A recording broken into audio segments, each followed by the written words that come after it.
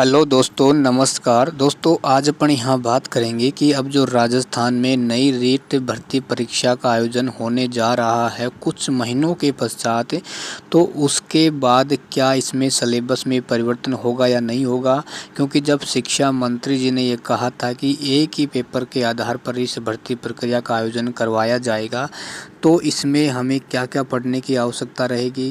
क्योंकि आपने देखा होगा जो रीट पात्रता परीक्षा है ना, उसमें आपका जो सिलेबस है वो कुछ डिफरेंस होता है। उसमें आपको क्या है, लैंग्वेज पढ़नी होती हैं, जैसे संस्कृत हिंदी हो जाएगा, इंग्लिश हो जाएगा। उसके अलावा जो रीट मेंस का पेपर होता है उसका सिलेबस कुछ और डिफरेंस होता है। तो क्या अब जब एक ही परीक्षा के आधार पर इस भर्ती प्रक्रिया को करवाया जाएगा तो कितना सिलेबस में परिवर्तन रहेगा। देखो दोस्तों, मैं आपको क्लियर करना चाहूँगा। देखो दोस्तों, ऐसा है, आपको अपना सब्जेक्ट भी पढ़ना है, ठीक है ना, राजस्थान जीके भी आपको पढ़नी है। उसके अलावा दोस्तों आपको आपका जो सब्जेक्ट है उसको आप इतना क्लियर कर लो, उसको इतना मजबूत आप तैयार कर लो, ठीक है।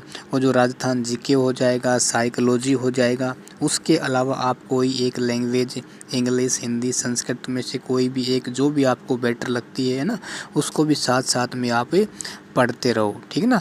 आप देखो दोस्तों, जब रीट भर्ती प्रक्रिया का जब नोटिफिकेशन जारी होगा ना, तो मुझे नहीं लगता कि कोई इसमें नया सिलेबस और जोड़ा जाएगा। क्योंकि इन्हीं में ही क्या है, इन्हीं को ही परिवर्तित कर दिया जाता है। जैसे भाई आपने देखा होगा मैथ साइंस वालों के राजस्थान जीके को शामिल किया गया था। क्योंकि राजस्थान जीके आप पढ़ेंगे तो आपको काम ही आएगी, फर्स्ट ग्रेड में भी काम आएगी, आपको सेकंड ग्रेड में भी काम आएगी ना।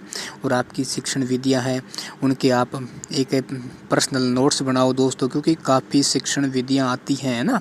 उसके अलावा साइकोलॉजी है, उसको भी आप रिपीट करते रहो। कहने का मतलब है सिलेबस है दोस्तों, आपको वही 99% आपके सामने आएगा, कोई परिवर्तन होने की संभावना है नहीं।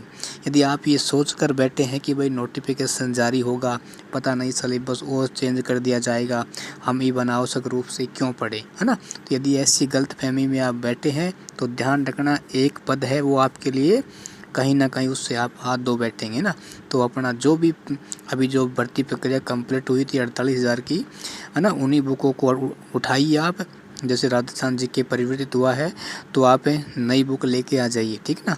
कोई भी अच्छी, देखो सारी बुक हैं वो अपने आप में बेस्ट होती हैं।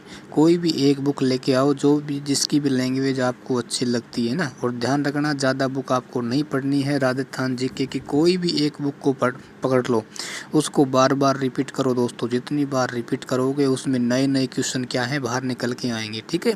तो आपका रिवीजन भी होता रहेगा और आपको पता भी नहीं चलेगा, और आपकी तैयारी है वो इतनी मजबूत हो जाएगी ना। जब तक नोटिफिकेशन जारी होगा आप काफ़ी बार उसका रिवीजन कर चुके होंगे ना। तो आपको सिर्फ रिवीजन करना है ना, रिवीजन करना है, दिमाग पे लोड आपको डालने की आवश्यकता नहीं है।